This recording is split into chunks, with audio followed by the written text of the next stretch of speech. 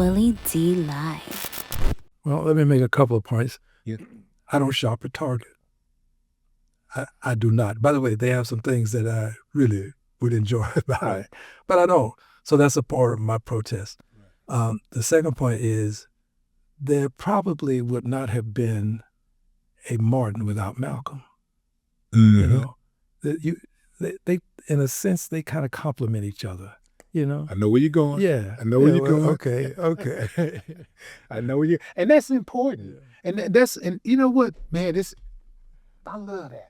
That's important because we have to get used to being able to agree to disagree and understanding the long play.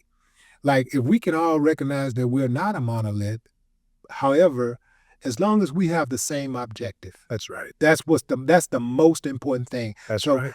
I can let it slide that you're passionate about this thing that I'm really not, or you're a strong advocate for this thing that that I totally disagree with. That's cool.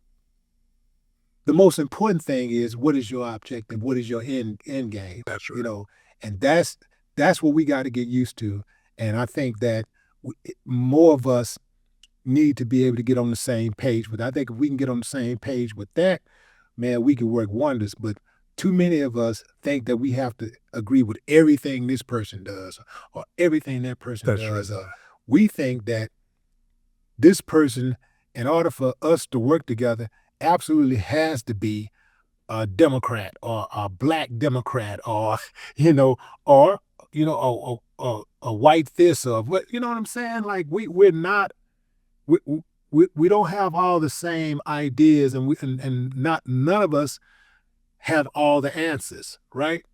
So we put our collective minds together, and we come up with a solution that works for all of us. Maybe it may not even be the best solution, but it's the best one that we're working with. That's right. I concur, and I'd say simply this: there's a role for everybody.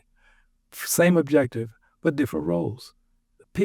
Not everybody can say what I say. You got a family, you got a wife, you got children to take care of. I mean, you can't say what I say. Right. You could lose your job, and then your family loses that income. So I understand that.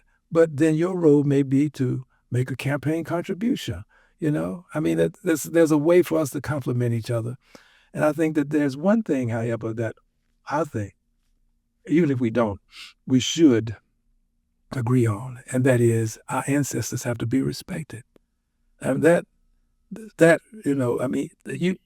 people whose lives were sacrificed, they've got to be respected. So if a person doesn't agree with me on that, I'm not going to twist the arm, but I am going to say that people should understand that other ancestors are respected, and that gives them respect. My history has to be respected so that I can be respected. When you wipe all of that out, then I'm a nobody. Right. So I'm hoping that Slavery Remembrance Day, which is something that takes place in Houston, Texas. 1,000 people there and more trying to get in, occurred on Saturday. And we're going to turn people away, because people now are realizing how important remembrance is of what happened to our ancestors. And if we can get all of us to move in that direction and say they must be respected, then we're going to see a change in this country as it relates to us. If you go into a bank right now with all of your credentials, a person who is white with fewer credentials can probably get a better interest rate, better terms on the loan than you can get. Hell, I might not get the loan at all. That's right. That's right. You're on top. And by the way, I was a chair with Maxine Waters was the chair of financial services, and I was the chair of oversight. Shouts out to Maxine Waters, the great. Yeah, she's look. I'm proud to serve under her leadership. Mm-hmm. We brought in the big banks and the big insurance companies, and we showed how they have a relationship to slavery through their predecessor institutions. But what we really uncovered was something called testing, where you send out 3 people, all of whom are equally qualified, but they don't all look alike. And you get different results in terms of what you can get in a loan as opposed to the person who looks different from you. That says it all, because people tell you to pull yourself up by your bootstraps, but they mean bank loans. They get loans. They're able to buy homes because they get loans. They're able to go into business because they get loans. I can't get the loan. I can't get into the business. But you'll criticize me for not pulling myself up by bootstraps that I don't have. I don't even have boots. So, you learn these things in life, and you try to pass them on to other people so that they understand that the battle is not over. C.A. Tinley says, harder yet may be the fight. Right may often yield to might. Wickedness high may seem to reign, and Satan's cause may seem to gain.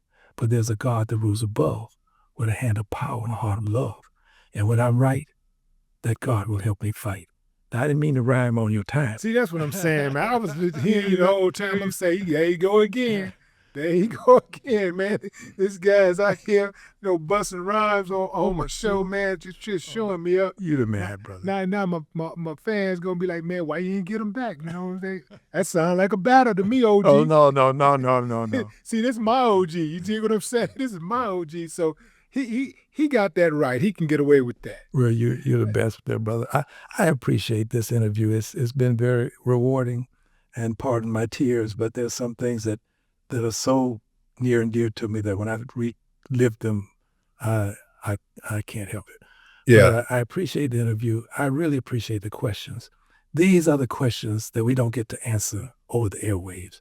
Now, we talk about these things in quiet places, but we don't get to have this kind of discussion. I mean, this was a down-to-earth, where the rubber meets the road discussion. And we need to have more of these kinds of discussions so that people will know where the fight is, because they may think the fight is over someplace else when it's really right here in our neighborhoods. We got to get our minds together. We got to, free your mind. The rest will follow.